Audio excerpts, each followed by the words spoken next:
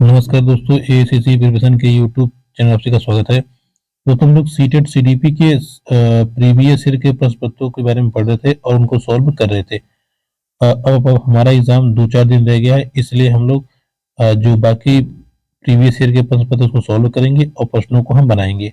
आज का जो हमारा प्रश्न पत्र है वो है दिसंबर 2018 में ये पेपर हुआ था। 2017 में कोई एग्जाम नहीं हुआ था, इसलिए आज हम लोग दिसंबर 2018 सीटेट सीडीपी के पेपर 1 के विषय में पढ़ेंगे। तो चलिए समय न लेते हुए क्वेश्चन को समझते हैं और एक एक क्वेश्चन को हम बनाने का प्रयास करते हैं।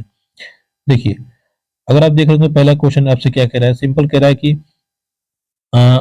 बच्चे डैश को छोड़कर अन्य सभी के द्वारा लिंग भूमिकाएं ग्रहण करते हैं। अर्थात इनमें जो 4 ऑप्शन दिए गए हैं, इसमें से एक ऐसा है जिसे छोड़कर बाकी सभी से बच्चे कहीं ना कहीं किसी न किसी प्रकार से ये सीखते हैं कि हम लड़के हैं, हम लड़की हैं। ठीक है, तो चलिए समझते हैं। पहला है सामाजिकरण। बिल्कुल, सामाजिकरण में या समाज में बच्चे ये समझते हैं या उनको ये सिखाया जाता है कि तुम लड़के हो और लड़की हो। संस्कृति में भी बताया जाता है कि देखो तुम लड़के हो पैंट शर्ट पहनोगे, लड़कियां साड़ी पहनेंगी, सलवार सूट पहनेगी, इत्यादि चीजें। ट्यूशन की बात करें तो देखिए, ट्यूशन में अगर ये बच्चा ट्यूशन पढ़ने जाता है या एक बच्चे घर कोई टीचर ट्यूशन पढ़ाने आता है तो वो इन सब चीज की जानकारी नहीं देता, वो सिर्फ आता है अपना पढ़ा के चला जाता है। बात करें मीडिया की, तो मीडिया भी कहीं ना कहीं लिंग भेदभाव या लिंग के बारे में बातचीत करती है। तो सही उत्तर क्या हो जाएगा? ट्यूशन। ट्यूशन से बच्चों को लिंग भूमिकाएं की कोई जानकारी नहीं प्राप्त होती। राइट आंसर हो जाएगा ट्यूशन। आगे बढ़ते हैं, प्रश्न नंबर 2 को देखते हैं। मानकीकृत परीक्षणों की आलोचनाओं में से एक यह है कि मानकीकृत जो परीक्षण है उसकी आलोचनाओं में से एक क्या हो सकता है? पहला, यह उनकी भाषा समझना मुश्किल है। क्या ये परीक्षण बड़ी आबादी पर लागू नहीं किए जा सकते? वे बच्चे की स्पष्टता की तस्वीर नहीं देते।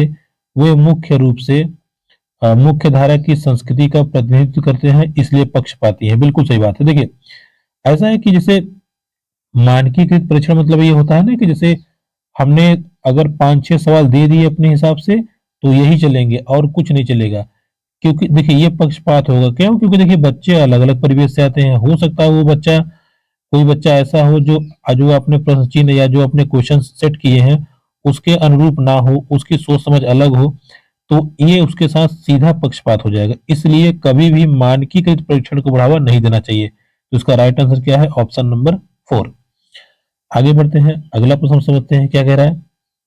हाँ, एकाधिक बुद्धिमानी का सिद्धांत यह कहता है। क्या कहता है भैया?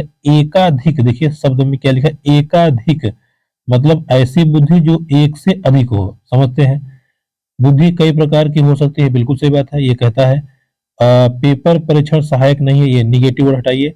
प्रभावी अध्यापक के द्वारा बुद्धि बढ़ाई जा सकती है, नहीं। बुद्धि तेजी से बढ़ाई जा सकती है, ये भी नहीं है। उसका एक स्थिर अनुपात होता है। देखिए पहली बात को समझिएगा, पेंसिल परीक्षण बिल्कुल सहायक नहीं होगा। प्रभावी बुद्धि अध्यापक के द्वारा नहीं, बच्चों द्वारा बढ़ती है। अब बुद्धि तेजी से बढ़ाई जा सकती है, ऐसा कुछ नहीं है। Slow study win the race, आराम से एक स्थिर अनुपात में बुद्धि बढ़ती है। तो राइट आंसर क्या होगा? Option number first. एकाधिक बुद्धिमानी का सिद्धांत यही कहता है कि बुद्धि अनेक प्रकार की हो सकती है। इसके बारे में होवर्ड गार्डनर ने भी बताया था। चलिए आगे समझते हैं प्रश्न नंबर 4। अगला है हमारा प्रश्न नंबर 4। क्या कह रहा है? शिक्षक सीखने के लिए मूल्यांकन और सीखने के लिए मूल्यांकन दोनों का उपयोग कर सकते हैं। अच्छा, कैसे कर सकते हैं भाई? बच्चे के सीखने की जरूरतों को जानने और तदनुसार शिक्षक रणनीति का चयन करने में, क्या इसके लिए शिक्षक कर सकते हैं? आगे, आवधिक अंतरालों पर बच्चे के प्रदर्शन का आकलन करने और उनके प्रदर्शन को प्रमाणित करने में। अच्छा, बच्चों की प्रगति की निगरानी करने और उनके सीखने के अंतराल को भरने के लिए उचित लक्ष्य निर्धारित करने में।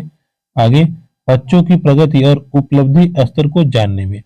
देखिए ये आपका बिल्कुल सही है। देखिए जब आप मूल्यांकन करेंगे ना, तो मूल्यांकन से आप प्रगति और उपलब्धि स्तर को जान पाएंगे।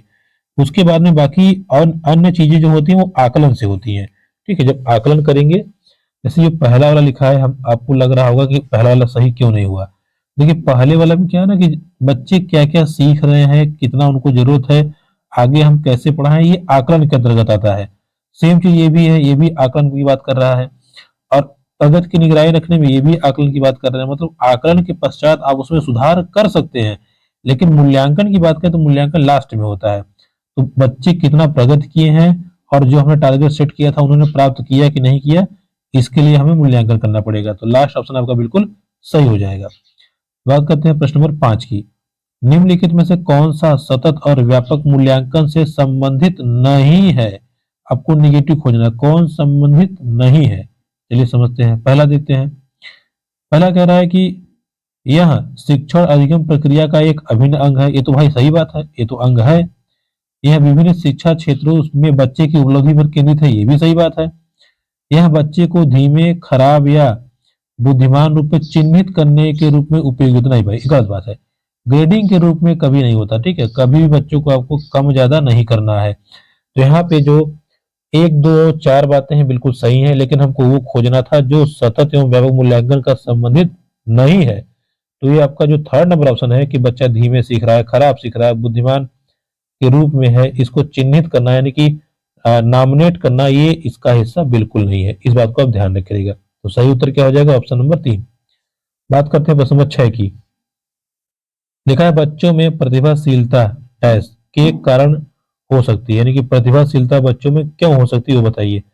एक संसाधन समृद्ध वातावरण से, सफल माता पिता से, अनुशासित दिनचर्या से, आनुवंशिकता एवं वातावरण। ये तो आपको जहां मिल गया तो 100% यही सही होगा। देखिए हर पेपर में आ रहा है ये लगभग कि विकास में किसका इंपॉर्टेंट रोल होता है, तो आनुवंशिकता और वातावरण। जहां दिख गया 100% ये सही होगा। तो सही उत्तर क्या आ जाएगा? Option number 4।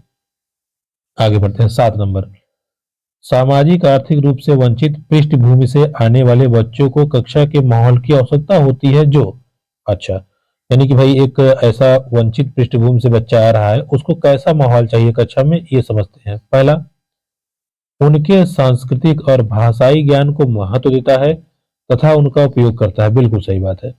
किसी भी परिवेश से बच्चा आए, अगर क्लास ऐसी है कि उसकी ही भाषा बोली जा रही है, जिस परिवेश से वो आया है उसी हिसाब से लोग हैं, या उसी हिसाब का माहौल टीचर उनको दे रहा है, तो उनका मन लगेगा और उसको लगेगा कि तुम अपने घर ही हैं, और वो आराम से स्कूल में मन लगा के अपनी पठन पाठन प्रक्रिया को चालू रखेगा। तो सही उत्तर क्या हो जाएगा? Option number first. बाकी अगर सेकंड की बात करें, कह रहा है उनकी भाषा का उपयोग को हतोत्साहित, मतलब अगर वो भोजपुरी बोल रहा है तो उसको आप डांटेंगे डपटेंगे, ऐसा नहीं करना है, गलत बात है। बच्चों को उनकी भाषाओं के आधार पर वर्गीकृत, ये भी गलत बात है। अलगाव आपको नहीं करना है।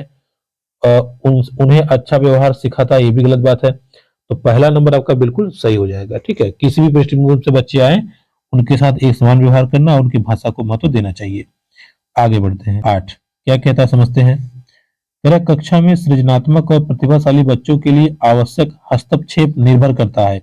मतलब जैसे बच्चे अगर प्रतिभाशाली हैं तो आप हस्तक्षेप कर रहे हैं, वो किस पे निर्भर करता है या किस बात पे वो इंगित कर रहा है। पहला, उन्हें अतिरिक्त समय दिए जाने के लिए, उनके प्रति स्नेही होने के नाते पर, उन्हें अन्य बच्चों की पढ़ाने की जिम्मेदारी देने पर, शिक्षक द्वारा अनुकूलित और प्रेरक निर्देश के तरीकों के उपयोग पर। ये बिल्कुल सही है।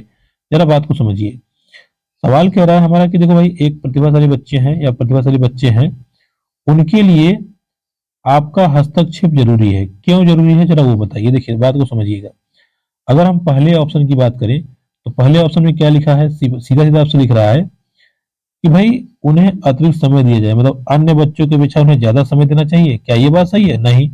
उनके प्रति स्नेही, मतलब अगर आप उनसे आप प्यार करेंगे बाकी सबसे नहीं करेंगे, ये भी गलत बात है। अब कह रहा है कि वो अन्य बच्चों को पढ़ाते हैं इसलिए उस पर ज्यादा ध्यान देना, ये भी नहीं सही बात है। तो राइट आंसर क्या होगा? शिक्षक द्वारा अनुकूलित और प्रेरक निर्देश के तरीकों पर। ये आपका हस्तक्षेप जरूरी है। जैसे मान लीजिए कुछ काम कर रहे हैं, अगर थोड़ी बहुत ऊपर नीचे चीजें हो रही है तो आप तुरंत हस्तक्षेप कीजिए और उनको चीजों को बताइए। तो राइट आंसर क्या हो जाएगा? Option number 4। आगे बढ़ते हैं, प्रश्न नंबर 9 की बात करते हैं। अति संवेदनशील बच्चों को सीखने में मदद करने के लिए निम्नलिखित में से कौन सा तरीका उपयुक्त नहीं है? निगेटिव आपको खोजना है, कौन सा तरीका उपयुक्त नहीं है। चलिए समझते हैं। पहला क्या लिखा है? अधिगम के वैकल्पिक तरीकों की पेशकश। भाई ये तो हो सकता है, ये कैसे नहीं होगा। दूसरा, उसके दैनिक कार्यक्रम में शारीरिक गतिविधि का समावेश, ये भी हो सकता है। बेचैन, फटकार नहीं, उनको फटकार नहीं लगाना है, ठीक है, मतलब डांटना वाटना नहीं है। तो सही उत्तर क्या हो जाएगा? Option number 3।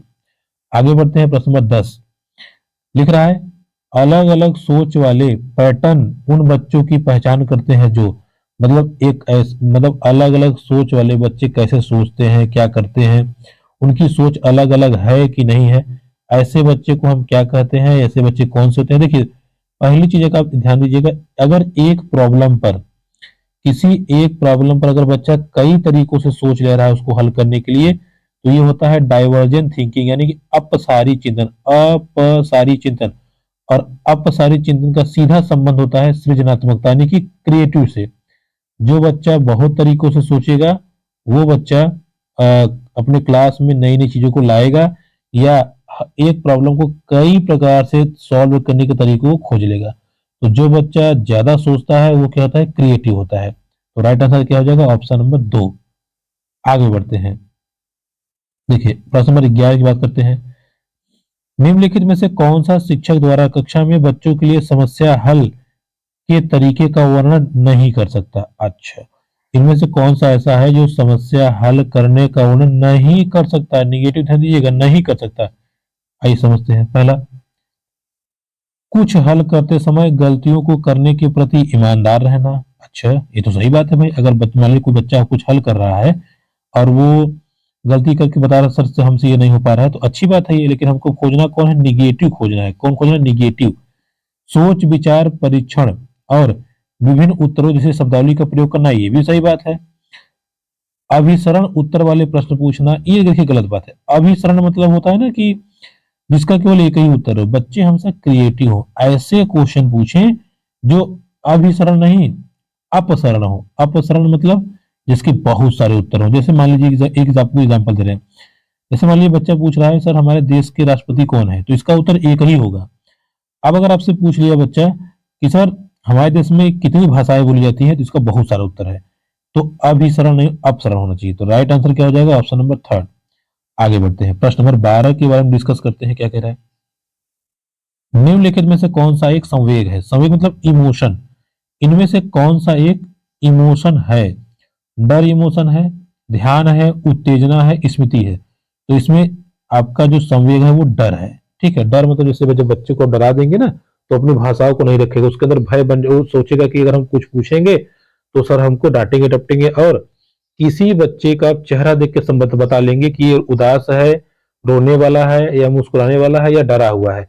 जब डरा हुआ रहेगा तो वो ऐसे ऐसे देखेगा चीजों को जैसे उसको खा जाएंगी। तो राइट आंसर क्या हो जाएगा, ऑप्शन नंबर। बात करते हैं प्रश्न नंबर 13 की। क्या कह रहा है समझते हैं इसको। कह रहा है कि एक 3 साल का बच्चा बताता है कि दूध बूथ पर एक मशीन द्वारा दूध का उत्पादन होता है। अच्छा, बता रहा है कि देखो जो दूध का बूथ होता है, बूथ मतलब जहां दूध बनता है, वहां एक मशीन से दूध बनता है। निम्नलिखित में से कौन सा बच्चे की समझ का सबसे स्पष्टीकरण प्रदान करता है। मतलब ये जो ऑप्शन है इनमें से कौन ऐसा स्पष्ट करता है कि बच्चा ये ऐसा क्यों बोल रहा है। पहला, बच्चे का जवाब दूध बूथ से दूध खरीदने के अपने अनुभव पर आधारित है। बिल्कुल सही बात है। वो वहां कभी ना कभी गया है, उसने देखा है। जैसे छोटा बच्चा है, अगर आप उसको कहेंगे बेटा तो टॉफी कहाँ मिलती है बेटा, तो वो बताएगा दुकान पे। अगर आपने दुकान उसको दिखाया है तो तुरंत दिखाएगा वहां दुकान में मिलता है। ठीक है, अब वही दो दुकान रहे, दो तरफ रहे। अगर आप एक तरफ बच्चे को दुकान पे लेके जाए, वहां केवल सामान दिलाइए, कपड़े उपड़े, भले से वहां टॉफी उफी रहे, और दूसरी जगह दिखाई टॉफी, तो बच्चा जहां टॉफी खरीदा रहेगा वही बताएगा। ठीक है, इसका राइट आंसर क्या हो जाएगा, ऑप्शन नंबर फर्स्ट। बाकी हमें देखने की जरूरत नहीं है। आगे बढ़ते हैं। प्रश्न नंबर 14। निम्नलिखित में से कौन सा शिक्षक की भूमिका का सबसे अच्छा वर्णन करता है। मतलब कौन सा ऐसा है जो शिक्षक की भूमिका का वर्णन अच्छा कर रहा है। पहला, एक शिक्षक को निर्धारित पाठ्य पुस्तक का पालन करना चाहिए। ऐसी बात नहीं है, पाठ्य पुस्तक का पालन जरूरी नहीं है। पाठ्यक्रम को समय पर पूरा करने के साथ दोहराने के लिए पर्याप्त समय, ये भी सही बात नहीं है कि पाठ्यक्रम पूरा कर दो हो गया। आराम के लिए जगह बनाना, ये तो बिल्कुल नहीं है। आगे देते हैं, कक्षा में शिक्षक की सबसे महत्वपूर्ण भूमिका अनुशासन बनाए रखना है, तो ये भी नहीं है। अब ये तो गड़बड़ हो गया। यहाँ पे चारों के चार ऑप्शन गड़बड़ हो गए कि हमारा राइट वाला आंसर कौन सा सही है। तो जरा आप ध्यान दीजिएगा, हमने जल्दबाजी में इसको मिस कर दिया। ऑप्शन नंबर 3 देखिए। देखिए ऑप्शन नंबर 3 को गौर कीजिएगा, इसमें चीज मिस हो गई थी। देखिए कह रहा है आराम के लिए जगह बनाना जहां बच्चे संवाद और पूछताछ के माध्यम से सीखते हैं। हमने इसको थोड़ा पूरा ऑप्शन को नहीं पढ़ा, और यही गलती अब एग्जाम में करेंगे।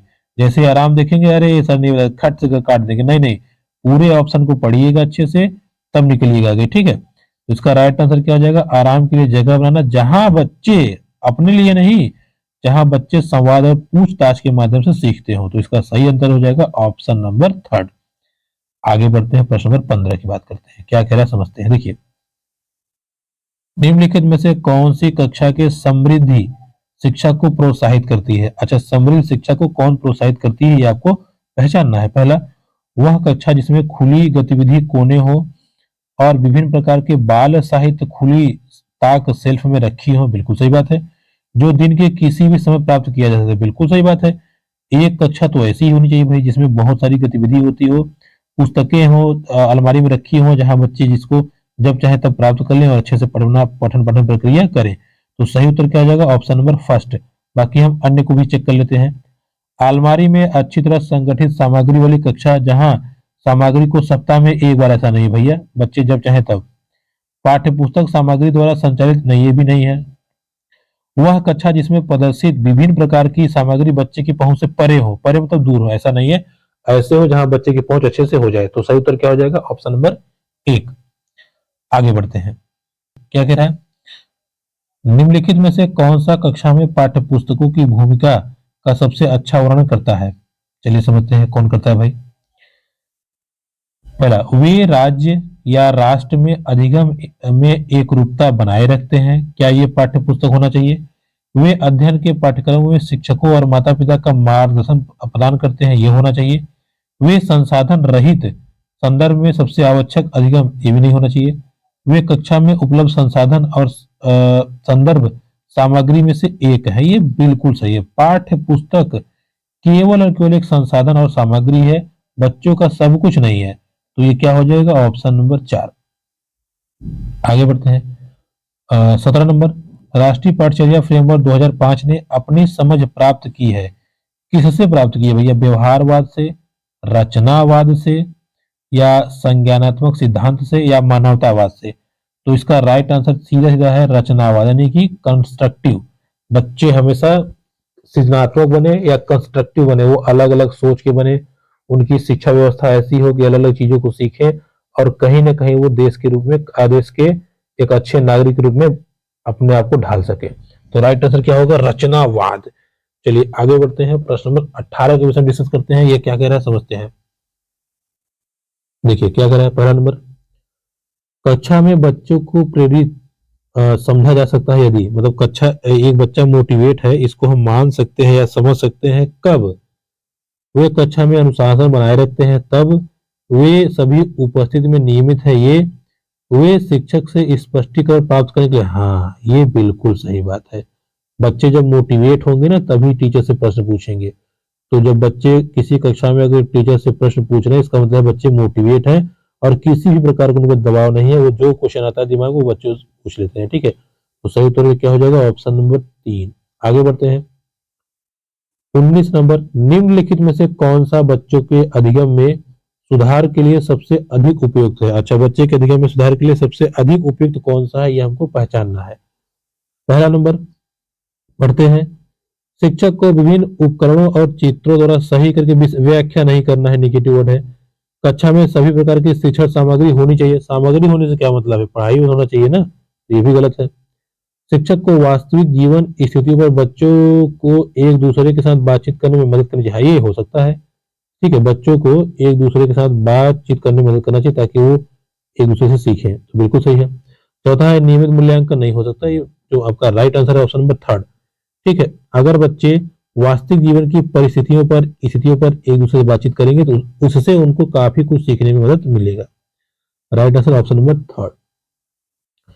प्रश्न नंबर 20 की बात करते हैं। अनुशासन जो अधिगम वातावरण में एक महत्वपूर्ण भूमिका निभाता है, किस तरह की मदद करता है? चुप्पी साधे रहने के लिए, शिक्षकों को निर्देश करने के लिए, बच्चों को उनके पाठ को रटकर, ये तीनों के तीनों बच्चों के हिसाब से सही नहीं है।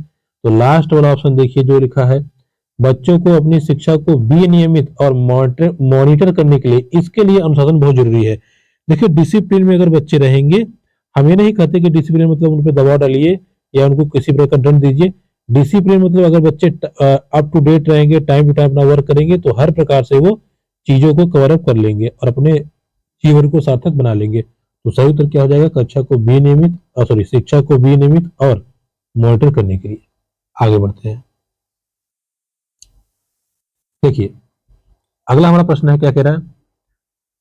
21 नंबर, आनुवंशिकता और पर्यावरण की भूमिका के बारे में निम्नलिखित में से कौन सा कथन सही है? पहला, सीखने और प्रदर्शन करने की एक बच्चे की क्षमता जीनों द्वारा पूरी तरह निर्धारित होती है। जीन मतलब हो गया यहाँ पे अनुवंशिक सेक्शन, तो ये तो है नहीं, तो गलत बात हो जाएगी। पहला, अच्छी देखभाल और पौष्टिक आहार के बच्चे किसी भी जन्मजात के विकार नहीं, कोई जरूरी नहीं है। देखिए, कोई जन्मजात अगर रोग है पहले शुरू से, तो वो कभी सही नहीं होगा।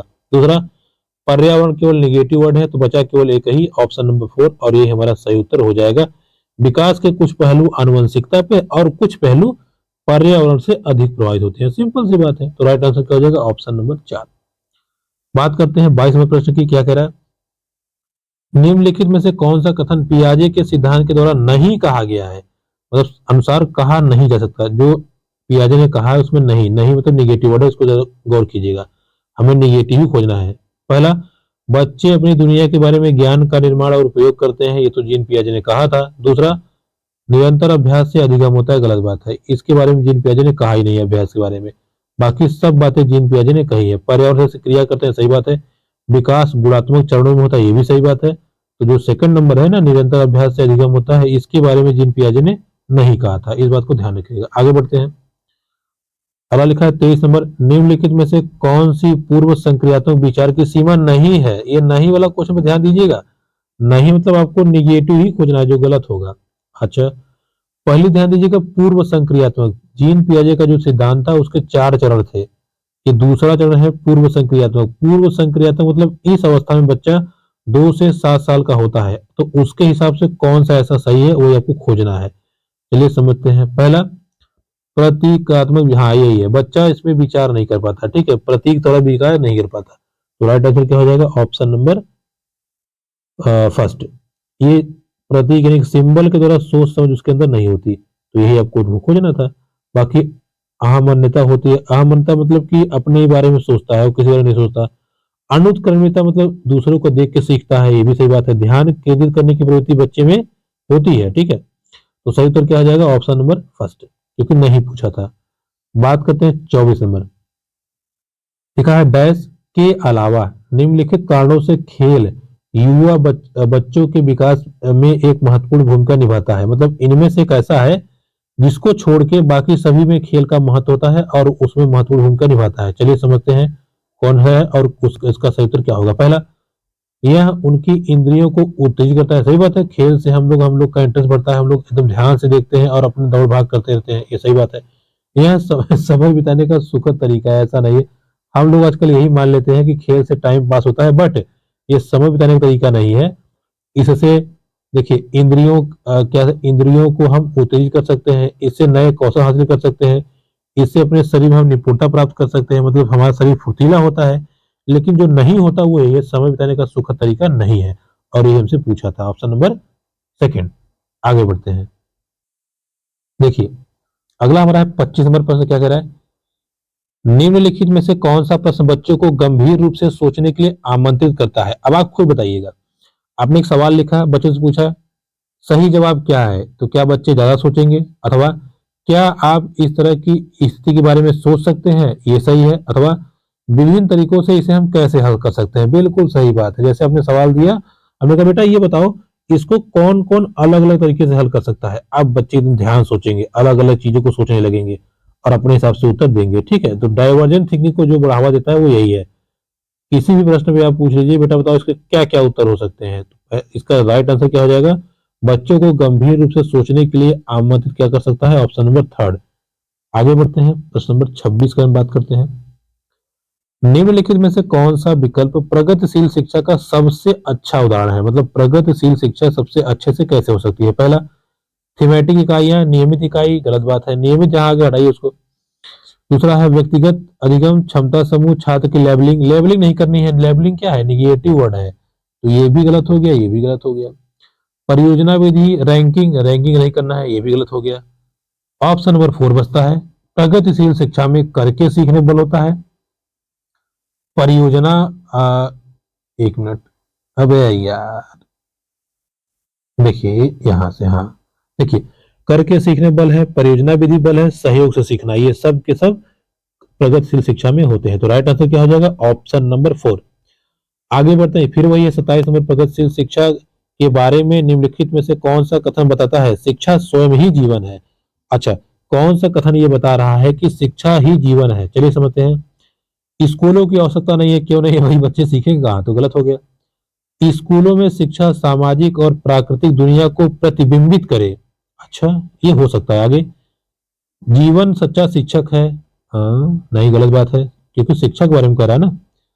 स्कूल शिक्षा को यथासंभव लंबे समय तक जारी, ये भी गलत बात है। तो ये जो सेकंड नंबर ऑप्शन, जरा इस पे गौर कीजिएगा। कह रहा है कि स्कूलों में शिक्षा सामाजिक और प्राकृतिक दुनिया को प्रतिबिंबित करे, मतलब कुछ इस हिसाब से पठन पाठन हो जिसको या जिसका संबंध सीधा बच्चों के जीवन से हो या उनके जीवन में प्रभाव डालता हो, तभी बच्चे को समझ में आएगा या बच्चा यह धीरे धीरे समझने लगेगा कि शिक्षा कितना इंपॉर्टेंट है जीवन के लिए।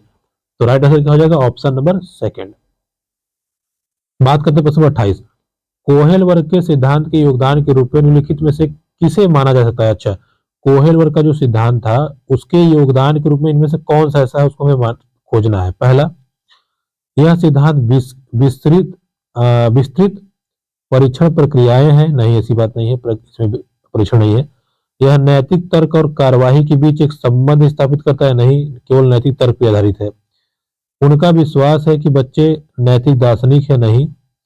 आगे, उनके सिद्धांत ने संज्ञानात्मक परिपक्वता और नैतिक परिपक्वता के बीच संबंध किया है। सही बात है।